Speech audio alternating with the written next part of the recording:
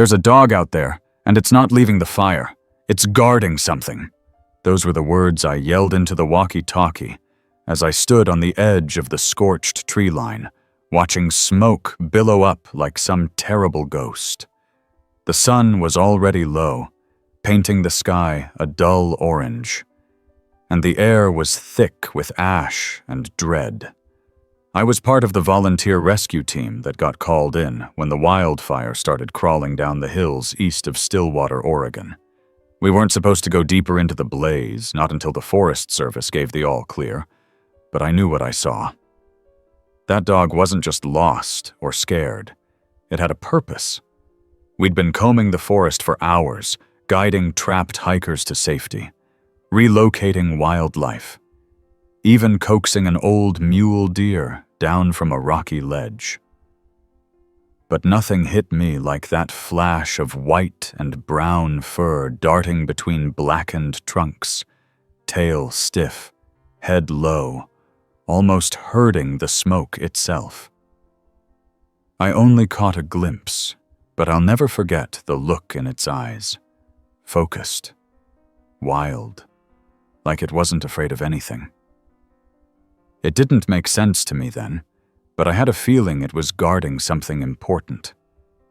Maybe someone. I started moving before the command came through. The underbrush crunched beneath my boots, still steaming in places from where the fire had licked the soil. I knew I was pushing the boundary, but something about that dog made it impossible to ignore. We'd already found signs of abandoned campsites, old hunting gear, even a wrecked tent half melted into the dirt. It wasn't crazy to think someone had gotten stuck, and that this dog might be leading us straight to them. As I pushed deeper, the world narrowed to the sound of my own breathing and the hiss of distant embers. And then, through the haze, I saw her. A beagle mix, maybe 2 or 3 years old, crouched near the base of a smoldering pine. She was growling low, not at me, but at something behind her. For a second, I thought she was injured, the way she stayed so still. But when I stepped closer, she moved, just enough to block my view. Like she was saying, "Back off."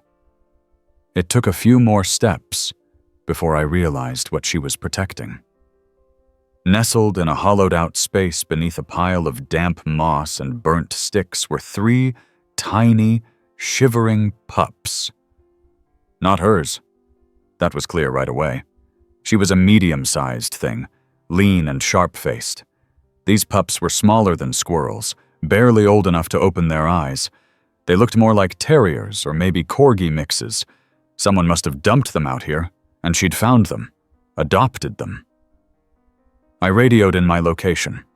No one answered. Either I was out of range or the team was dealing with flare-ups closer to the road. I couldn't wait. I crouched down, palms out, voice low and slow. "Hey girl, you're doing great. I'm not gonna hurt them. I promise." She didn't move. Her ears twitched, but she stayed right there, blocking the pups with her body like a living shield. I'd seen mother dogs do this in shelters, in the back of trucks, in alleyways. But this dog wasn't their mom. She was just something else. Something fiercely loyal to these babies she didn't owe anything to. I dug into my pack and pulled out a granola bar. Not ideal, but better than nothing. I opened it and broke a piece off, tossing it just a few feet from her. She glanced at it, then at me. No movement. I tossed another. Still nothing. Then one of the pups whimpered. She turned her head just for a moment.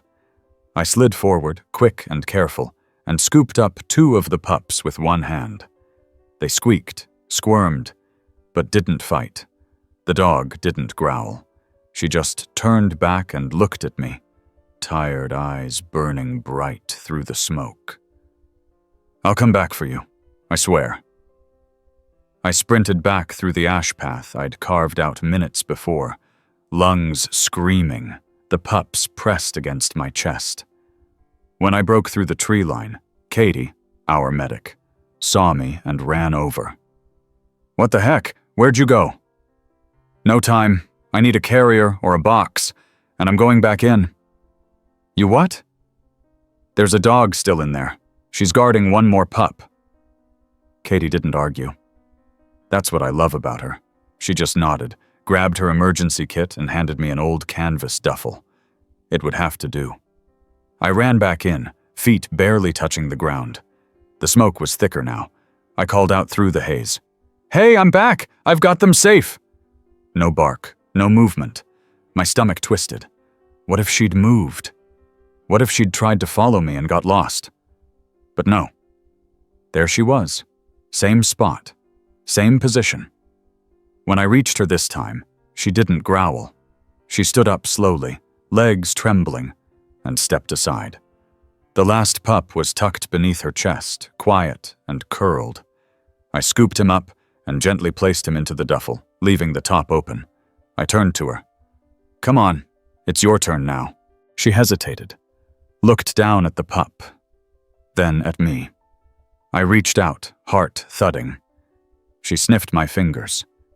Then, like it was the most natural thing in the world, she stepped forward and pressed her head into my palm. I didn't cry then, but I wanted to. By the time we made it back, the fire had pushed even closer. The edge of the woods was glowing like coals under the surface. But we were safe. The team rushed to meet me, taking the pups, checking the dog, who we decided to name Cricket, because she was small and tough and full of noise when she wanted to be. Cricket stuck by those pups like glue for the next week. Didn't matter that she wasn't their mom. She slept with them, groomed them, even tried to nurse them once, though we quickly got her on a proper diet and let the vet handle the feeding. The local shelter couldn't believe the story. Neither could the town. It made the papers. A dog rescuing abandoned puppies from a wildfire? People said it was a miracle. I knew better. It wasn't a miracle. It was Cricket.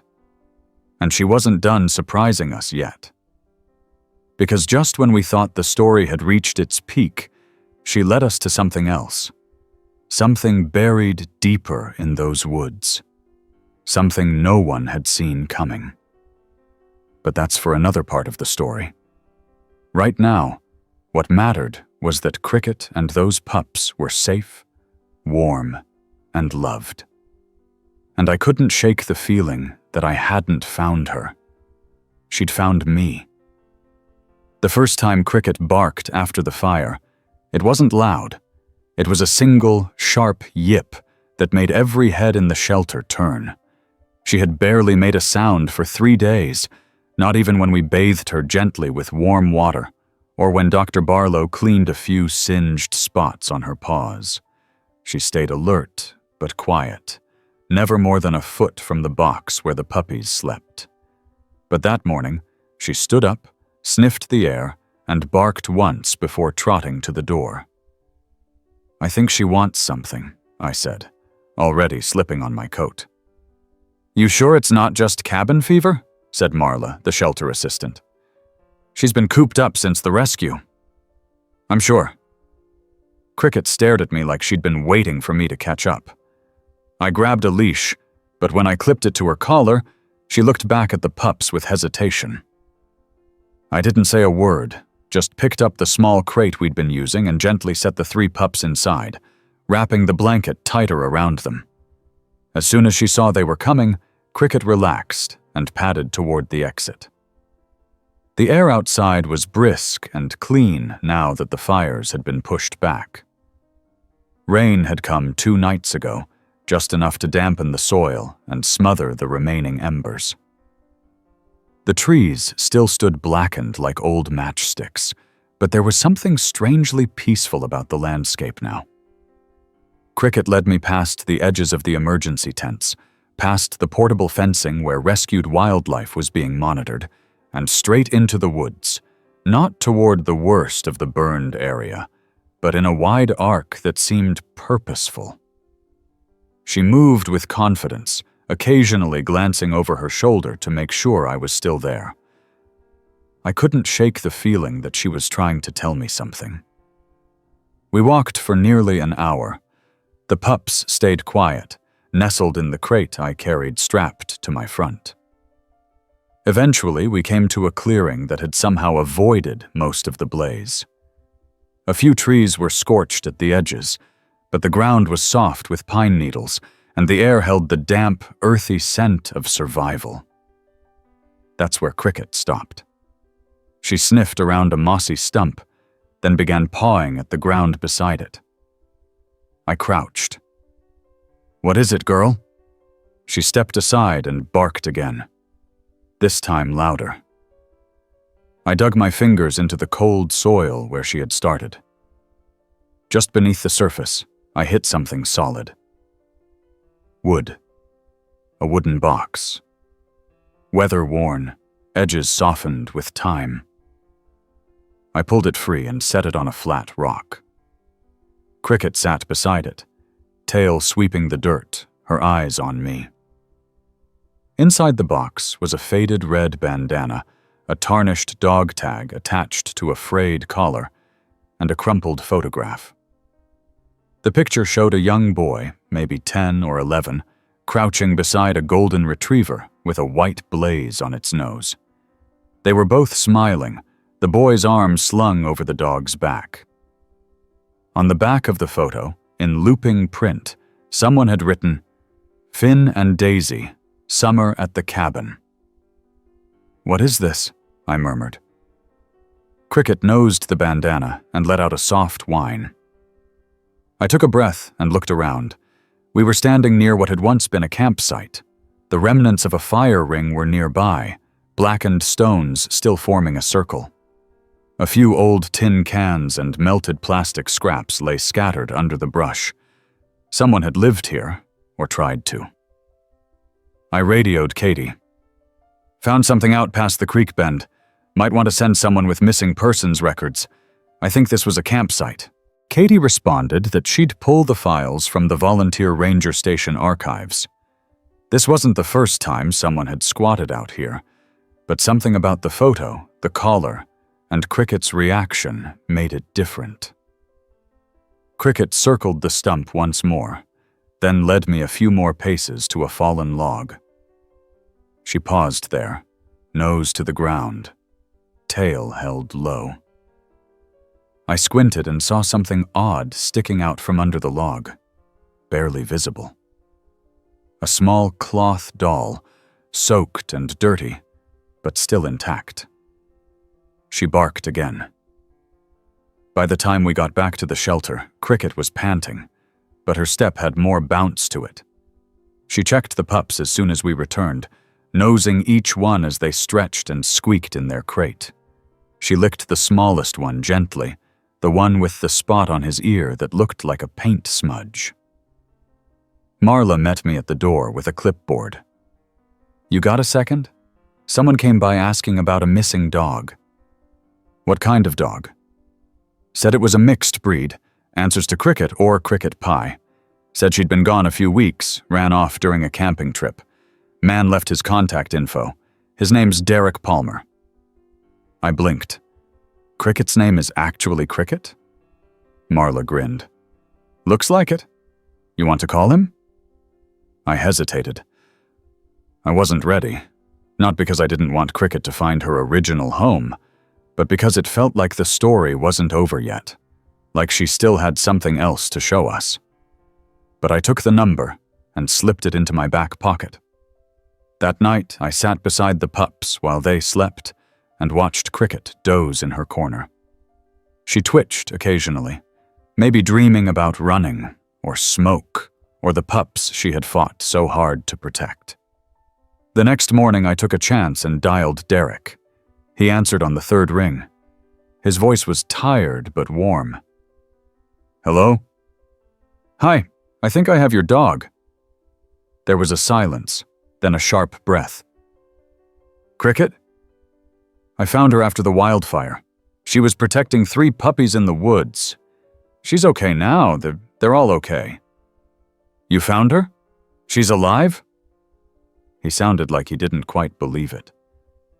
I told him everything, how we saw her near the fire, how she wouldn't leave the pups, how she led me to the box with the photo. There was a pause.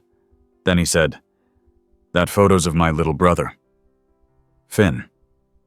He died 10 years ago. Daisy was his dog. I buried that box at our old camp spot. I didn't even think it'd still be there." Something heavy passed between us, through the line. I didn't know what to say. "She always went to that stump whenever we hiked out there," Derek said. "I guess she never forgot." Cricket stirred in her sleep, as if hearing her name. Derek came by the next day. He was in his 30s, tall, with wind-chapped cheeks and calloused hands. When he saw Cricket, his eyes welled up. "Hey, girl," he whispered, kneeling.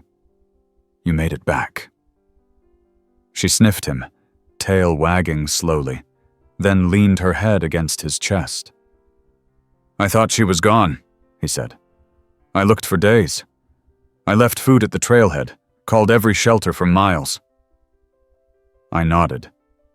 "She must have found the pups right after. Didn't want to leave them." "She's always been like that. Finds the ones that need her and doesn't let go." He stayed for an hour, talking softly to her, rubbing her ears, letting the pups climb over his boots. When he finally stood, he looked at me and said, "I want to take her home. But if she wants to stay here a while longer, I'd understand." I looked at Cricket. She glanced between us, then trotted to the pups and laid down beside them. I smiled. "Maybe give her a few more days, just until the little ones are weaned." "Yeah," Derek said. "She's not done being their mom yet." Later that week, the shelter hosted an adoption event. The fire had brought out the best in the community. People wanted to help, to foster, to give homes to pets that had been displaced. The pups were growing stronger by the day, and Cricket had started letting other humans near them. Not for long, but enough to show she trusted us. One afternoon, while I was sorting supply donations, I found Cricket staring at a box in the back room. Inside was another cloth doll, the same kind as the one by the fallen log. Someone must have brought it in during a cleanup sweep. When I held it out, Cricket took it gently and carried it back to the pups, laying it beside them like a gift. I didn't know what that doll meant to her. Maybe it reminded her of a pup she couldn't save. Maybe it was her way of telling the little ones that the world still had good things in it. Either way, she curled up around them and didn't move for hours.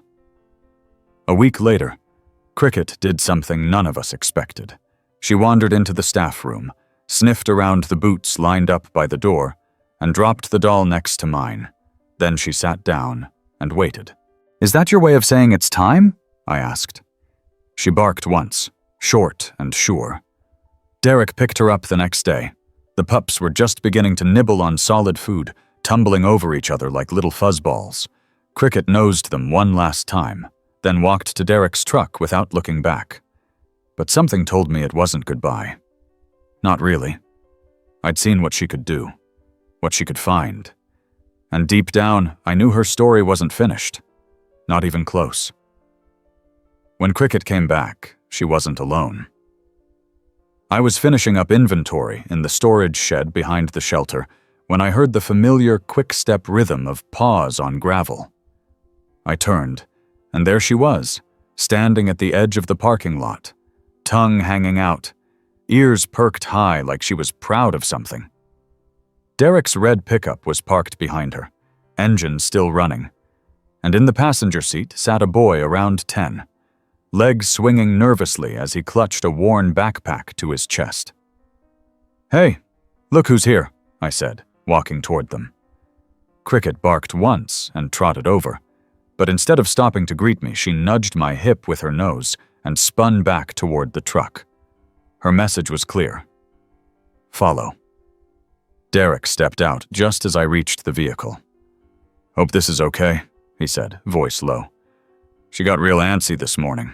Kept pacing near the door, wouldn't eat, just stared out at the trees. Finally jumped into the truck and wouldn't get out until I followed. And the kid? This is Ryan. He's my nephew, my sister's boy. Ryan glanced up but didn't say anything. His grip on the backpack tightened. We're watching him for a while, Derek said. His folks are going through some things. I nodded. Cricket brought him here? Not in so many words, he said, smiling a little.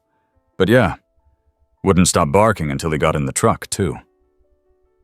Cricket was already halfway to the shelter door, glancing back like, well. Ryan finally climbed out, shoes crunching softly on the gravel. He didn't speak, just walked up to Cricket and scratched behind her ears. She leaned into him like they'd known each other for years. Inside, the pups were bigger now, tumble-happy, floppy-legged things that barked at shadows and tripped over their own ears. Marla had taken to calling them the Gremlin Trio, though she'd already found potential homes for 2 of them. The third, Spot, the runt with the paint smudge ear, was still waiting. And every day, Cricket would visit his crate, lick his head, and sit nearby like a silent chaperone. Ryan followed Cricket to Spot's crate and crouched down. Spot looked up and yawned, then waddled over and stuck his nose through the bars. Can I hold him? Ryan asked, voice barely a whisper. Of course. I opened the door and handed him the pup.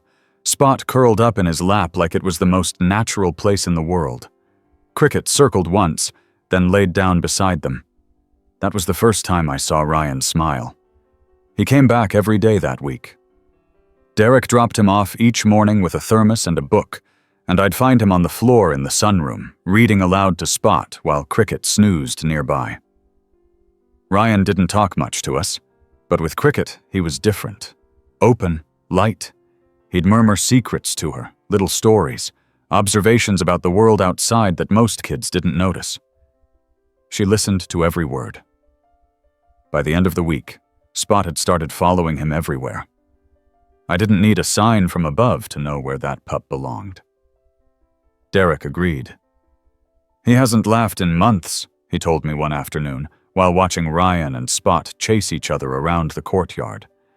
Then she brings him here, and suddenly, it's like something cracked open. Dogs'll do that, I said, especially that one. We filled out the paperwork that afternoon. Spot went home with Ryan, and Cricket rode in the back seat like a queen. But once again, that didn't feel like the end of it. 2 weeks later, we got a call from a forestry unit up in the Cascades. They'd found signs of another abandoned campsite, similar to the one Cricket had led me to before. Scattered belongings, old food wrappers, waterlogged sleeping bag. And near the site, they'd spotted a dog watching from the tree line. White and brown, medium-sized, alert but not aggressive. Could be a stray, the ranger said, but it didn't act like one. Almost seemed like it was waiting for someone.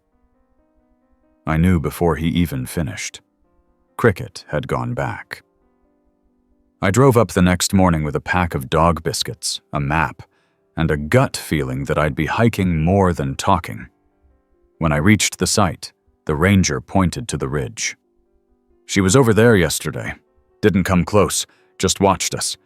We tried to lure her, but she disappeared into the trees. Any sign of people? I asked. No. Looks like they left in a hurry. We found a drawing, though, taped to a tree. Might have been left on purpose. He handed me a folded piece of paper, already wrinkled with moisture. On it was a crayon sketch of a dog, surrounded by smaller animals. Birds, squirrels, even a raccoon. In the corner, a name. Nico, age 7. A kid. Another one. And judging by the food scraps and the burned-out fire pit, they hadn't been gone long. I thanked the ranger and started hiking the ridge trail. It was steeper than I expected, narrow and lined with scrub pines. After about an hour, I found signs, scratches on the bark, paw prints in the soft earth, the faint smell of something wild and musky. And then a bark. Not loud, not close, but definitely Cricket. I followed the sound until I found her. She was sitting by a fallen tree, tail wagging in slow sweeps. When she saw me, she stood and trotted back a few paces, then stopped to look back. "Okay," I muttered. "Here we go again." She led me deeper into the woods, winding through thickets and up over ridges until we reached a small outcrop overlooking a creek. Tucked into a natural hollow beneath the rock face was a makeshift shelter. Branches, blankets, a tarp weighed down with stones. A boy peeked out, dirt-smudged, eyes wide, clutching something close to his chest. "It's okay," I said. "I'm here to help." Cricket walked up to him and sat down, like she'd done this a dozen times before. The boy didn't speak. He just looked at her, then at me, and slowly crawled out. In his arms was a kitten, tiny, gray, and shaking. "I'm Nico," he said, voice hoarse. "This is Pickles." "Hi, Nico. I'm Jake. Want to come with us? We've got warm beds and food." He looked at Cricket again, like he needed confirmation. Cricket barked once. Nico nodded. "Okay." We walked back slowly. He told me his parents had gone looking for help when their car broke down near a trailhead. He waited like they told him, but they never came back. He found Cricket 2 days ago. Or, as he said, she found me and Pickles. When we got back to the ranger station, the officers radioed for help. Nico was wrapped in a thermal blanket, Pickles curled up in his lap, and Cricket sat by the window like she was ready to go find the next one. "Do you think she just knows?" one of the rangers asked. "Like she can smell trouble or something?"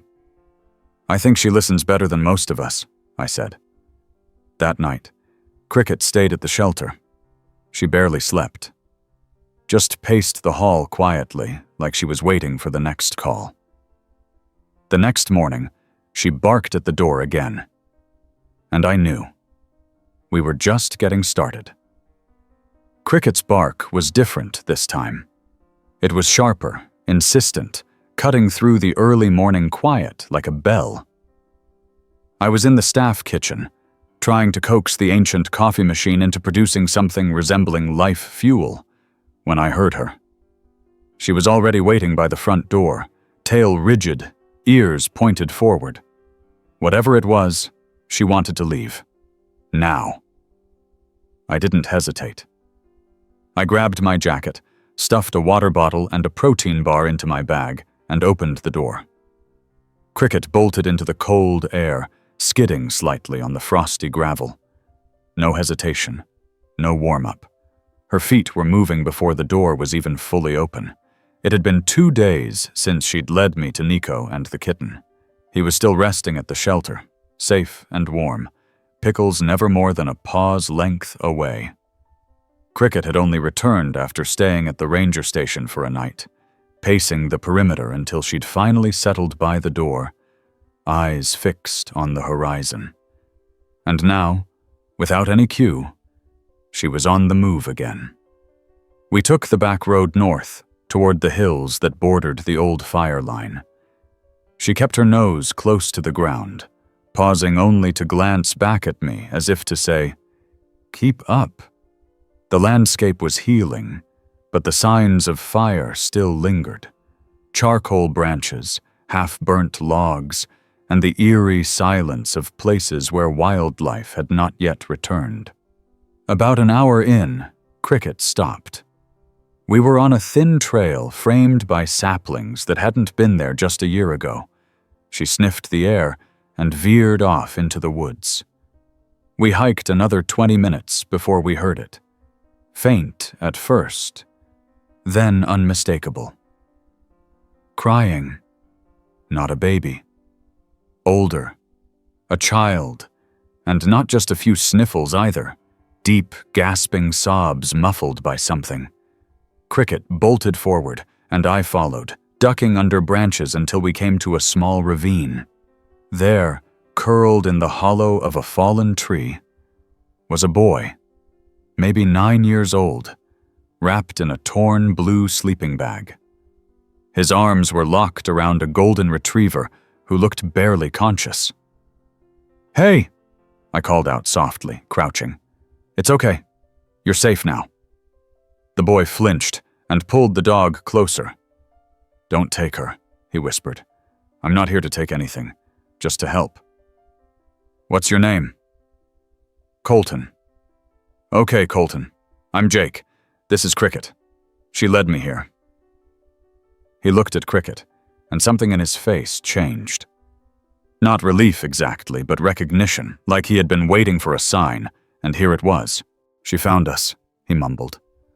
"I told Lacey someone would come." I climbed down slowly, checking the dog as gently as I could.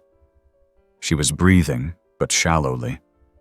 Her paws were raw, her ribs visible beneath thinning fur. She'd been keeping the boy warm with her body. "How long have you been out here?" 4 days, he said. "Our car slid off the road. Dad went to find help. He didn't come back, so I walked with Lacey. I didn't want to leave the car, but she kept pulling me." I gave him my water bottle and offered him half the protein bar. He took them without a word and handed the other half to Lacey, who licked at it weakly. Cricket lay down beside them, pressing close. I radioed in our location, and the response was instant. The Forest Rescue Unit had already been searching that sector after a ranger found tire tracks leading off a logging road. Within 45 minutes, we had a rescue team there with blankets, stretchers, and hot drinks. Colton wouldn't let go of Lacey, so they wrapped them together and lifted them into the same stretcher. "Cricket found me," he said again, over and over, like a mantra. Back at the shelter, we had to fight to get Cricket to rest. She paced near the windows, ears twitching, even in her sleep. It wasn't just restlessness. It was focus. Something told me she wasn't driven by chance. Every time she left, it was like she'd known where she was needed. Katie started calling her the Compass. And honestly, that name made sense. The local news came sniffing around again after Colton's story got out. We tried to keep it low-key, but it's hard to stay under the radar when your dog is out here acting like a furry guardian angel. A week later, a woman arrived at the shelter carrying a small carrier and a stack of hand-drawn posters. Her name was Elaine. Her daughter, Janie, had gone missing 2 months ago. Everyone had given up. Even the sheriff had said it was likely she'd been taken far from the area. But Elaine wouldn't quit. She kept searching on foot, and now, by some twist of fate, she'd found an old volunteer who thought they'd seen a stray dog near the hiking trails by Sparrow Ridge. A dog with brown and white markings. A dog who barked at no one, but never ran far. Cricket. Elaine showed me the posters. Janie was 12. Brown hair, big glasses, a pink hoodie. I showed her photos of where Cricket had recently led us, but none matched where Janie had gone missing. That night, I sat with Cricket on the porch. She looked at me like she was waiting for permission. I didn't speak, I just opened the gate. She didn't move. Then, after a long minute, she stood and walked back inside. The next morning, she was gone. We didn't see her for 3 days. I searched every trailhead we'd ever been to, every ranger station, the emergency shelters, the old campsites. Nothing. I was beginning to think she'd taken off for good. Then, I got the call. A hiker near Sparrow Ridge had spotted a dog barking at the edge of the path. He followed her out of curiosity and found a small cave nestled behind a fallen boulder. Inside was a girl, pale, shivering, barely conscious. She was wearing a pink hoodie. The girl's name was Janie. When I arrived at the medical center, Cricket was curled up beside the hospital bed, resting her head on Janie's leg while the machines beeped gently. Elaine was sitting beside them, hand over her mouth, eyes red from crying. "She led someone to her?" she whispered. "How?" "I wish I knew," I said. "The doctor said Janie would recover. She'd been surviving on melted snow, old protein bars, and a deep-rooted stubbornness that mirrored the dog who had found her." Cricket stayed by her side for another night. Then she returned to the shelter, like nothing had happened. By now, people had started calling her the rescue dog. Folks would stop by just to see her. Children left notes and treats. Hikers asked to accompany her on her walks, just in case she picked up another trail. But Cricket didn't go just anywhere. She chose. And when she chose, you had to be ready. A month passed with no new emergencies. The pups were all adopted, Spot thriving with Ryan. Nico and Pickles were living with a foster family and doing well. Lacey recovered and now spent her days lounging on a porch swing at Colton's house. And Janie, she wrote Cricket a letter every week. Then one night, it rained hard. Thunder rolled over the hills like falling rocks, and I thought maybe, just maybe, Cricket would finally rest. But the next morning, there she was at the door, waiting again. And I knew. She'd found something else. Cricket didn't wait for breakfast that morning. She was already pacing by the supply shed when I pulled up, long before sunrise. Her ears were tilted slightly forward, and she kept glancing up the slope behind the shelter like she could already hear something coming through the trees. I knelt beside her. "You smell something, don't you?" She didn't bark. She didn't have to. The way she pressed her nose into my palm and then turned toward the gate said enough. I radioed in to let Katie know we'd be out. I grabbed the emergency pack we'd prepped last week. Blankets, extra leashes, gauze, energy bars, vet gloves, and a dog harness. Then, I clipped Cricket's vest around her chest. Not that she needed it, but it gave people a reason to trust what she already knew. We hiked north into the forest, passing through the section the fire had only grazed. The air smelled like wet bark and pine needles. The last of the summer rains had come early, and now everything felt fresh, cleansed. Even the ash seemed to have settled. Cricket led the way with that same deliberate speed, quick but measured. Every so often she'd pause, sniff the air, and shift direction slightly. This wasn't random. She was following something I couldn't detect. Around mid-morning, we crested a ridge and looked down into a narrow gulch flanked by rocks. Cricket stopped cold. I squinted into the shadows and saw movement. Not people, not dogs.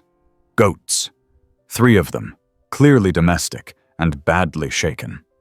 Their white coats were muddied and matted, and one was limping on its front leg. They bleated nervously when we approached, but didn't bolt. Cricket crouched low, tail swishing slowly. "Where's your herd?" I asked aloud. Then I noticed the broken rope near one of their collars. Someone had been trying to lead them. Cricket sniffed the air, then darted up the rocky incline behind the gulch.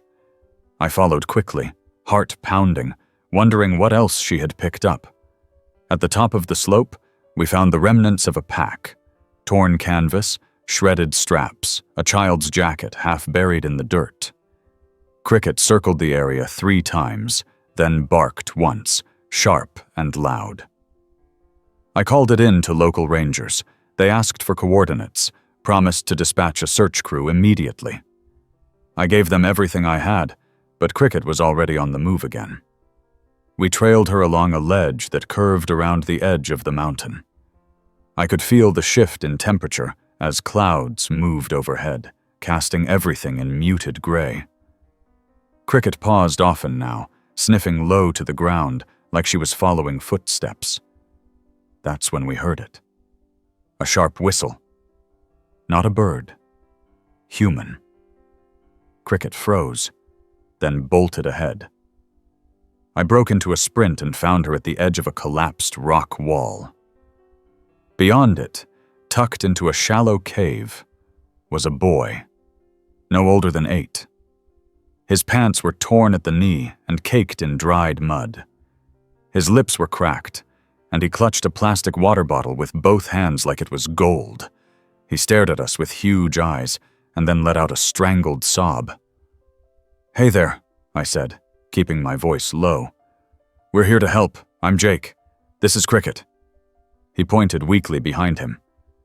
"My sister. She hurt her leg. She can't move." Cricket had already padded past him into the narrow cave. I climbed through carefully, keeping my head low. The space opened just enough for 2 small children to huddle together. The girl lay on her side, her ankle bent unnaturally. She looked up at me with an expression I'll never forget, like she had already decided no one was coming. But Cricket curled up beside her and licked her hand. That changed everything. Her name was Elsie, her brother, Mason. They'd been out with their uncle, helping herd goats through the trails when a rock slide caught them off guard. The uncle had gone to get help, but hadn't returned. I called for a rescue team, and within 2 hours we had both kids airlifted to safety. Cricket never left Elsie's side the entire time. Back at the shelter, the story spread fast. The goats had been rounded up. The uncle had been found later that night, a mile downstream with a head injury. He survived. So did the kids. Cricket was once again a hero, but she didn't seem fazed. After 2 days of rest, she began pacing again. And then she surprised us all. She started bringing things back. The first was a scarf, child-sized floral print. She dropped it at my feet and barked once. I marked the location where she found it. The next day, she returned with a pair of muddy shoes. It kept happening. Trinkets, lost gloves, a sun-bleached teddy bear, always near areas where kids had been reported missing in previous years. We created a map in the shelter's back office, pins and notes. Katie joked it looked like a detective board, but there was nothing funny about it. Cricket wasn't chasing ghosts. She was following real threads, one at a time. Then came the hiker. An older man, maybe 60, showed up one morning with a small dog tucked under his coat. He said he'd been hiking a loop trail when a bigger dog, ours, he was sure, had barked and led him to a collapsed section of the trail. There, down in the ravine, was a dog he didn't recognize. Injured, covered in thorns, barely able to move. Cricket had vanished again after that. I followed the man's directions and found the spot. Sure enough, another dog, golden retriever mix, lean and underfed, was lying just below the ridge. When I picked her up, she whimpered softly but didn't resist. We took her back, patched her up, and scanned for a chip. Nothing. But 2 days later, a woman called the shelter asking if we'd seen a retriever named Maggie, gone for 3 weeks, last seen at a trailhead near the same ravine. We made the match. Maggie and her owner were reunited. And Cricket? She was gone again the next morning. By now we were used to it. She came and went, always found her way back, until one day she didn't. 3 days passed, then 4, then a week. We searched. I drove every route she'd ever taken, walked every path she'd led me through. No one had seen her. It felt like the forest had swallowed her. And then, 2 weeks later, in the early hours of a cloudy Tuesday, I walked out to my truck and found her, covered in dirt, limping, her vest torn, but alive. She carried something in her mouth, a rolled-up sock, soaked and heavy. Inside was a note, torn and written in a trembling hand. "Help! I'm at the ranger tower. Can't move my leg. No signal. Josh! Cricket collapsed at my feet. I scooped her up and rushed her inside. Katie helped clean her wounds. Nothing broken, just exhausted. She had clearly run for miles. We alerted the rangers immediately. They found Josh an hour later at the old fire tower, 6 miles from the nearest trailhead. He'd fallen while surveying fire damage and couldn't reach his radio. He'd written the note and tied it inside a sock, hoping someone might find it. He never saw Cricket. Didn't even hear her. She'd found the sock, and she brought it all the way back. Cricket spent the next 3 days asleep. But I knew she wasn't done. She never was. Cricket's recovery was slow but steady. For the first time in all the weeks since the fire, she allowed herself to rest. Really rest. No pacing, no door watching, no waking up at every sound. She slept through thunder one night, which nearly gave Marla a heart attack. She didn't even twitch, she said over morning coffee. I had to check if she was still breathing. She was. Curled up in the corner of the staff lounge, wrapped in a donated quilt, one paw twitching every so often like she was chasing something in her dreams. The burn on her side had begun to scab over nicely, and her limp was slowly improving. Still, it was strange seeing her so still for so long. I spent most of those days updating the community board at the shelter. There were dozens of thank you notes now, drawings from children, photos of reunited families. Someone had even written a poem and taped it up with glitter glue. In the middle of the board was a picture of Cricket surrounded by the rescued pups, all grown now and adopted into good homes. That image had become something of a symbol around town. Hope in a time of ash. The town of Stillwater had changed since the fire. People were different, more present, less hurried. A local diner started offering free meals to rescue workers every Friday. The high school kids organized a weekend cleanup crew. Every time someone found a stranded animal, they brought it to the shelter, always asking if Cricket was around. Most days she wasn't, but those weeks while she healed, she stayed. And that's when something else happened. People started bringing her things. Not toys or treats, though there were plenty of those, but items, found items. A hiker brought a child's backpack, sun-bleached and stiff. Another person left an old hiking boot with initials carved into the leather. A park ranger dropped off a camera memory card he found wedged in a tree near a burned-down lookout station. Cricket sniffed them all.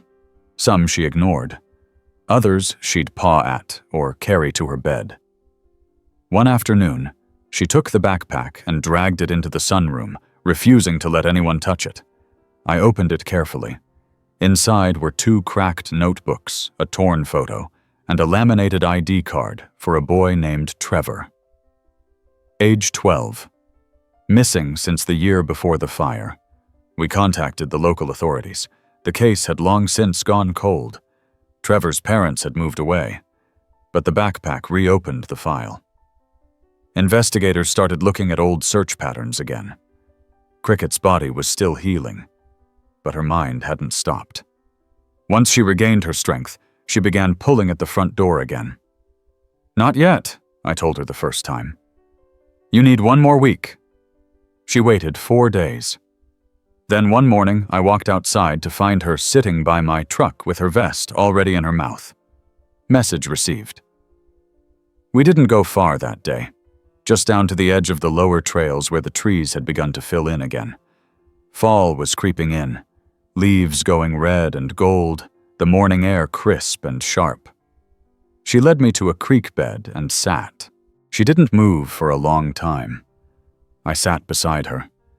There was nothing urgent in her posture. No whining, no pawing. Just stillness, like she was waiting. And that's when I heard the laugh. It was faint, downstream, followed by splashing. I stood and walked a few yards down the path. Around the bend was a family. 2 parents and a boy with a plastic bucket, collecting stones. Nothing out of place. Then Cricket walked past me and sat down next to the boy. The parents looked startled. I raised a hand. Sorry, she's friendly. Part of the local rescue team. The boy grinned and reached out to pet her. Cricket let him, but then nudged his backpack. The boy giggled. She's trying to open it, he said. The father opened the flap. Inside was a tangle of snacks, crayons, and a rolled-up drawing. Cricket nudged the drawing. The mother took it out, puzzled. It was a sketch of a girl holding hands with a dog. The girl had big glasses and a sweater with hearts on it. The name Willa was written in the corner. That's not his drawing, the mom said slowly. Where did you get this?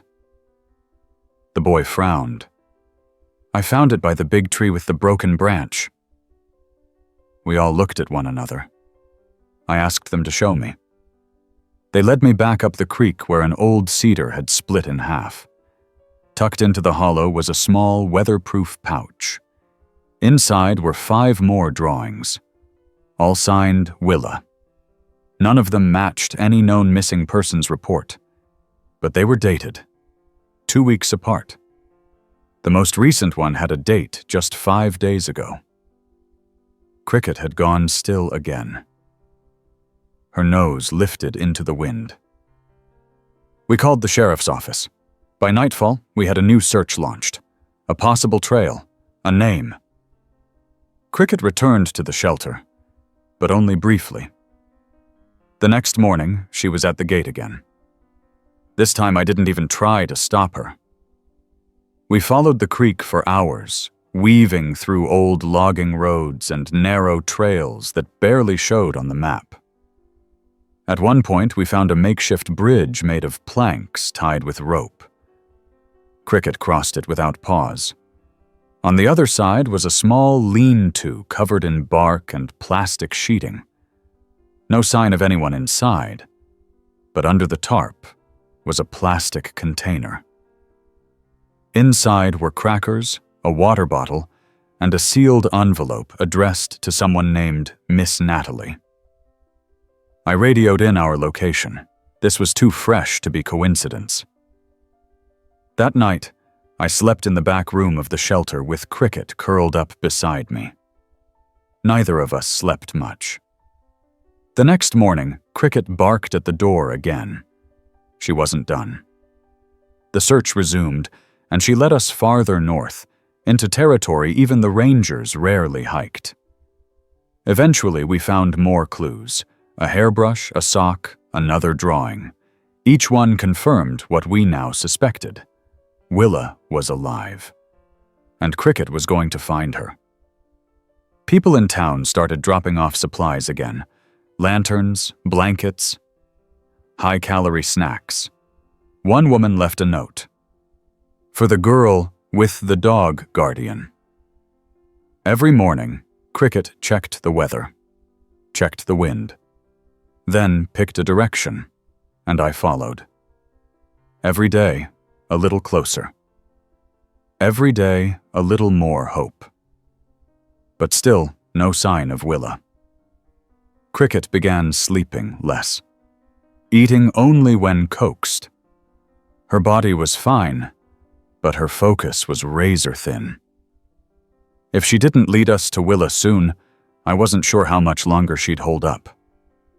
Then, one afternoon, just before sundown, she stopped mid-trail and barked twice. I knew what that meant. We had found something new. Cricket stood at the edge of the clearing, her body tense, eyes locked on something I couldn't see. The sun had just dipped below the ridge, casting long shadows across the forest floor. A hush fell over the trees, like the woods themselves were holding their breath. She barked again, short, firm, twice in a row. I scanned the area. Nothing obvious. No tent, no sleeping bag, no movement. but I trusted her completely by now. I stepped forward carefully, sweeping my flashlight side to side, the beam catching on branches and damp leaves. "Where, girl?" I whispered. She trotted ahead 10 paces, stopped beside a clump of rocks, and sniffed furiously. Then she sat. I crouched beside her and brushed away the moss and dirt. There, tucked under a flat stone, was another drawing. This one was different. It showed a cabin, a small one, with smoke curling from the chimney and tall trees flanking either side. Standing beside the cabin was a girl holding hands with a dog. They were facing the cabin together. A single word was written on the top corner. "Soon." I sat back on my heels. "She's leading us somewhere." Katie's voice crackled over the radio. "Any signs?" "Another drawing. I think she's moving west. Can you check if any old ranger cabins are still standing along the Creek Basin Trail?" "Give me 5. Cricket began to circle slowly, nose to the wind. The air smelled faintly of wood smoke, but it was thin, old. A fire long burned out. 10 minutes later, Katie came back on. "There's one listed, Cabin 4. Built back in the 60s, supposed to be decommissioned. Last update said it was leaning, unsafe for overnight use." "How far?" 3 miles west, no clear trail. You'll have to go off path." "Got it." We moved fast. Cricket was fully alert now, her limp barely noticeable as she bounded over logs and ducked through undergrowth. I followed close behind, thorns tugging at my sleeves. As we pushed through the thickening forest, the terrain began to change. The ground sloped sharply, and clusters of jagged rock jutted out like broken teeth. I stopped twice to catch my breath, but Cricket never slowed. Eventually, we reached a narrow ravine. At the far end, just barely visible through the trees, was the shape of a structure, tilted, leaning heavily to one side, but standing. Cabin 4. We approached slowly. The door was cracked open. The windows had long since lost their glass, and the roof sagged in the middle. A pile of leaves and branches had gathered at the base of the front step. Cricket sniffed the air, barked once, and darted inside. I followed, heart pounding. The cabin was empty. Mostly. There were signs of someone having been there, recently. A stack of dry wood by the fireplace, a half-eaten protein bar in a torn wrapper, a child's hoodie draped over a broken chair. On the floor near the far wall, nestled beside a makeshift bedding of blankets and pine needles, was another plastic container. Inside were more drawings. Dozens. Scenes of the woods. Animals. A stream. A mountain. One showed a girl climbing into a treehouse. Another had her sitting beside a lake. Each picture included a dog, never quite the same one, but always present. Some white and brown like Cricket. Others larger, darker. Sometimes 2. On the back of one drawing was a note. "Thank you for the food. I left some for the foxes." The writing was neat, but unsteady. A child's hand. Cricket sniffed the drawings, then lay down beside the container. "She was here," I murmured, "but she's gone again." I radioed Katie with our position and requested a full team with supplies. It was clear now. Willa wasn't just lost. She was surviving. Evading. Leaving clues not because she was trapped, but because she wanted to be found. By the right person. We camped beside the cabin that night. Cricket didn't sleep. She sat by the door, nose twitching, watching the dark. Around midnight, I heard her let out a soft whine. I sat up, flashlight ready. She was standing at the edge of the clearing. And there, half hidden in the trees, was a figure. Small. Watching us. I didn't move. Cricket stepped forward, slow, tail low, body relaxed. She let out a gentle huff like an exhale, and sat. The figure moved closer. A girl. Skinny, wearing a patchwork jacket too big for her. Her hair was a wild mess of curls, and her glasses were taped at the bridge. She carried a walking stick made of a snapped tree limb, and her shoes were mismatched. She stopped 10 feet from Cricket. "You found me," she whispered. I stayed still. "We're not here to hurt you," I said quietly. "Are you Willa?" She nodded slowly. "You've been very brave." She looked at Cricket. "She's like the one in my drawings." I nodded. "She's been finding everyone who needed help." "I wasn't sure she was real," Willa said. "But I hoped." Cricket stepped forward, slowly, and pressed her nose into Willa's hand. The girl smiled. I radioed Katie in a whisper. We found her. Willa let us guide her back to the cabin, where we gave her warm tea and a space blanket. She sat close to Cricket the whole time. Didn't ask where we were going. Didn't panic. The next morning, rescue crews arrived. Willa didn't resist. She let them check her vitals, gave quiet answers to their questions, but she kept one hand resting on Cricket's back the entire time. "I'll go with you," she said, "but only if she comes too." I nodded.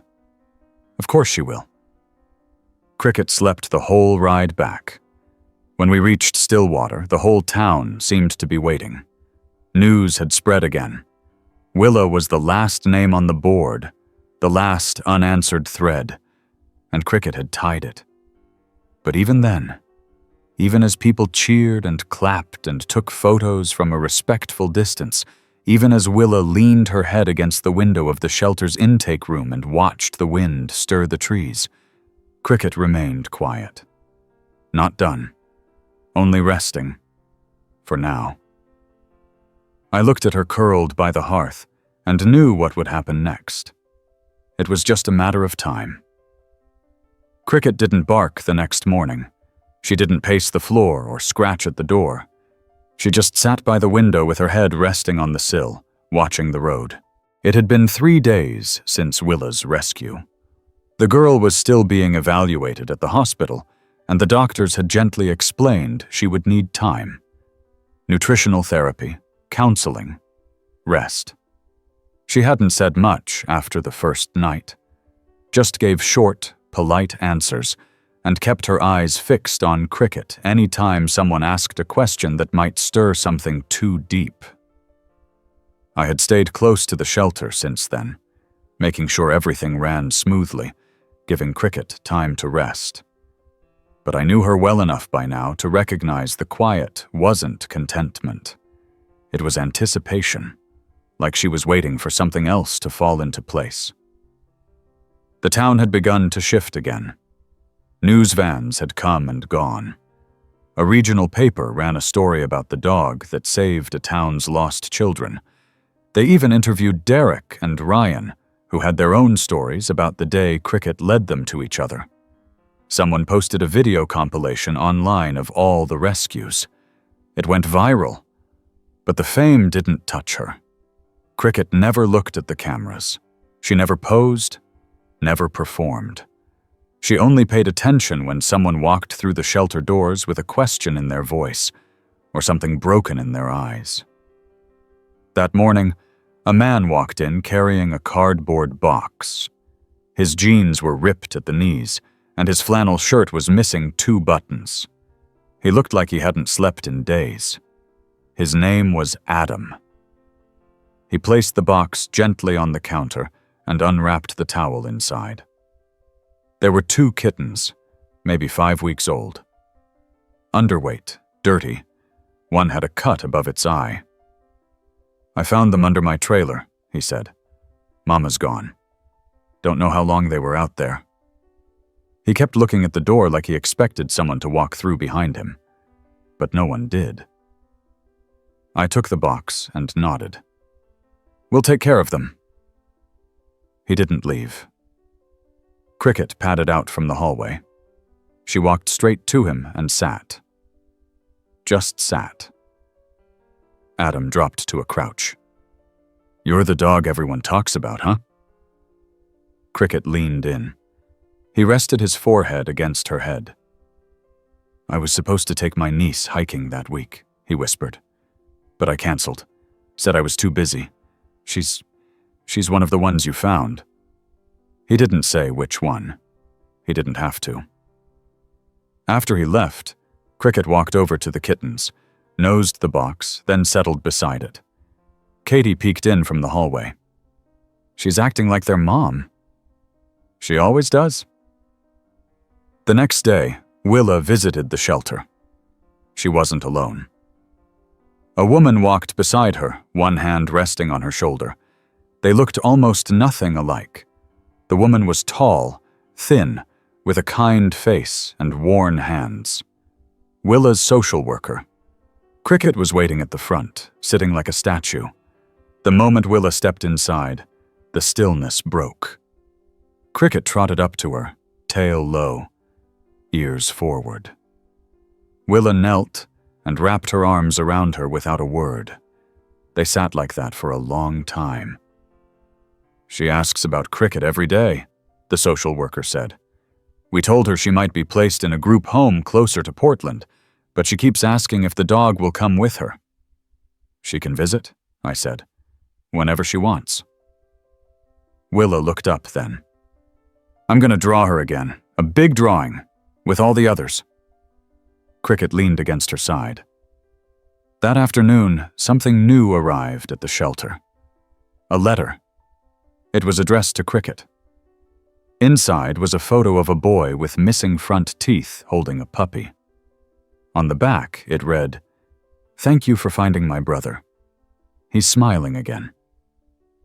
We pinned it on the board. Cricket spent the evening lying in the doorway of the intake room, eyes drifting closed, ears twitching now and then. The next morning, the call came from the old mountain post office. A man had found a dog barking outside the supply shed near the foothills.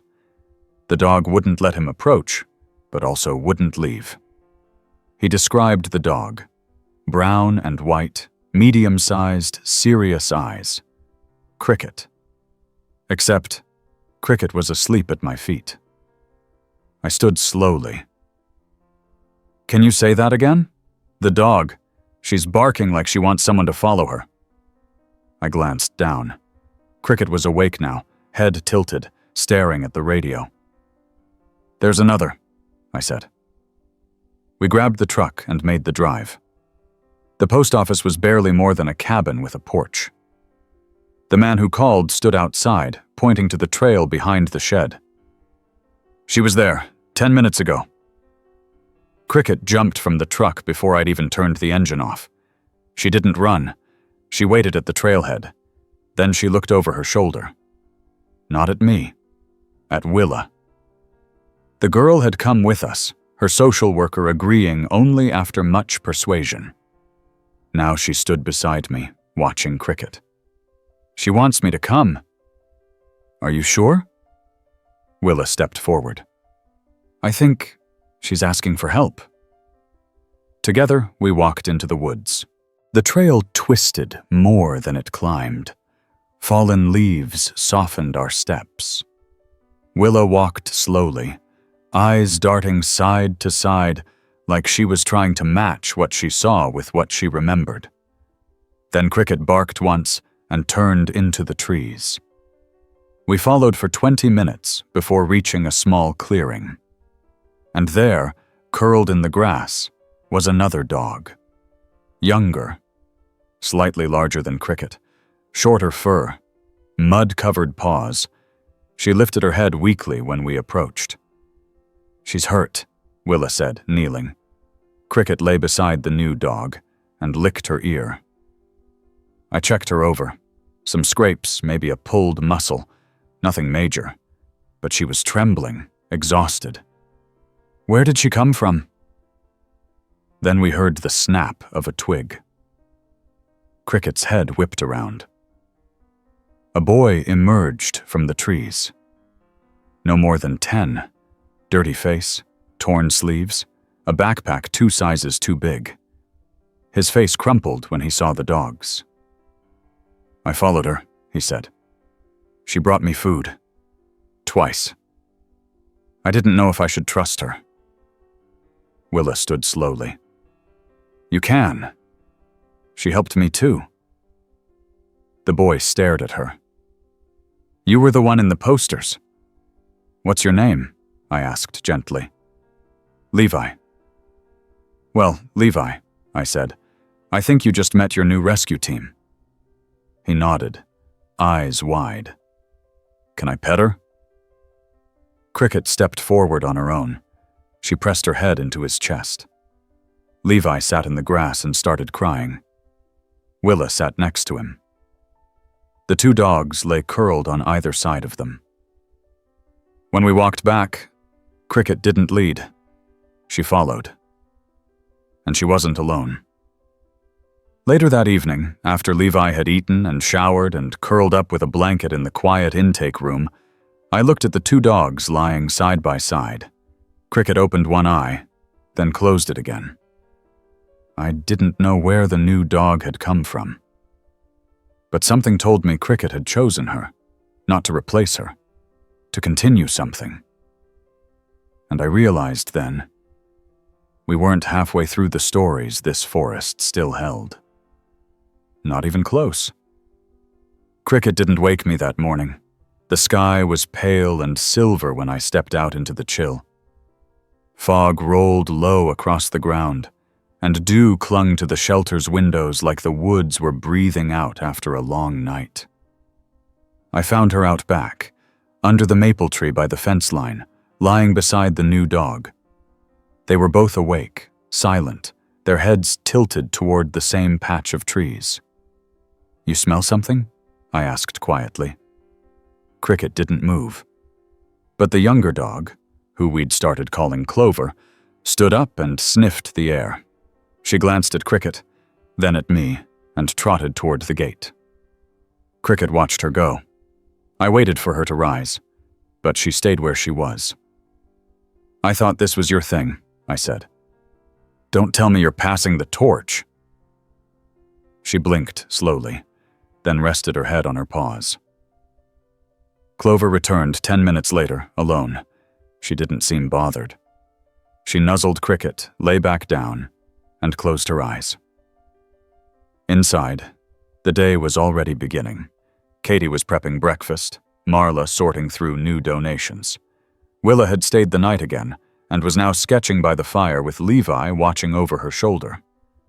Cricket eventually came in and lay beside them. That's when the knock came. A man stood at the door holding a photo. He looked worn down, like someone who hadn't smiled in a long time. His jacket was frayed at the cuffs, and the way he clutched the photo made it clear he'd taken it out many times before. "I heard the dog," he said. "The one that finds people." I nodded. He showed me the photo. A teenage girl with a denim jacket and braces. She looked like she had a story. "My daughter, Emma. She ran off 5 months ago. Cops looked, but nothing. I didn't know where else to go." Cricket sat up. She walked forward slowly, then pressed her nose to the man's knee. He knelt and ran his fingers gently along her neck. "She doesn't know me." "No," I said. "But she knows when she's needed." Clover stood too. Not to leave, but to watch. We pulled the maps again, reviewed everything from Emma's case file. Her last known location was a bus stop near Pine Hollow, 50 miles east. "We've never gone that far," Katie said quietly. But the fire line didn't stop at Stillwater, I said, and neither did they. That afternoon, I packed the truck. Cricket jumped in without a sound. Clover hesitated, then followed. The drive was long and quiet. We passed through towns just starting to rebuild, forests that still bore burn marks, and valleys slowly healing under the blanket of early autumn. When we arrived at the old Pine Hollow trailhead, I could already feel it in the air. Something unspoken, a thread pulling tight. Cricket climbed out and sniffed the wind. Then she started walking. Clover stayed by her side. For hours, we moved through brush and over brittle ridges. No trail, no map. Just instinct. Then Cricket stopped. She sat at the base of a slope, looking up at a cluster of trees. Clover bounded ahead and barked once. I climbed slowly. At the top, I saw it. A small lean-to. Makeshift. Tarp and rope. And inside, someone. A girl. Wrapped in an old coat. Thin. Awake. Emma. She blinked at me slowly, then at the two dogs sitting just outside the shelter's edge. "I heard them yesterday," she whispered. "I thought they were wolves." "They're your rescue party." She didn't cry. She didn't flinch. She just reached out a hand. Cricket stepped forward and pressed her head into it. "We brought her home that night." Her father wept openly when he saw her. "And Cricket?" She sat quietly in the back of the room, watching. The next morning, she didn't get up. I found her under the tree again, Clover beside her. This time I sat down too. "You did it," I said. "You found them all." She didn't move, but her eyes met mine. And I finally understood. It wasn't about just the lost. It was about what came after. The home. The return. The quiet. Clover stood up, stretched, and padded toward the trees. Cricket stayed. She didn't leave the shelter again. Not because she couldn't, but because her part was over. She spent her days by the fire now, watching Clover come and go, leading new volunteers through scent training, comforting the newly found. And one day, Willa brought a canvas, a huge one, covered in color. In the center, a dog, brown and white, sitting beneath a tree. A line of children walking away from her, toward a horizon full of light. At the bottom, she'd written, "She didn't just find us. She waited until we could find ourselves again." Cricket slept soundly that night. And when I walked past her bed and saw her eyes closed, her breathing deep, her tail resting still, I smiled. Because for the first time since that smoke-filled morning months ago, she looked completely, peacefully home.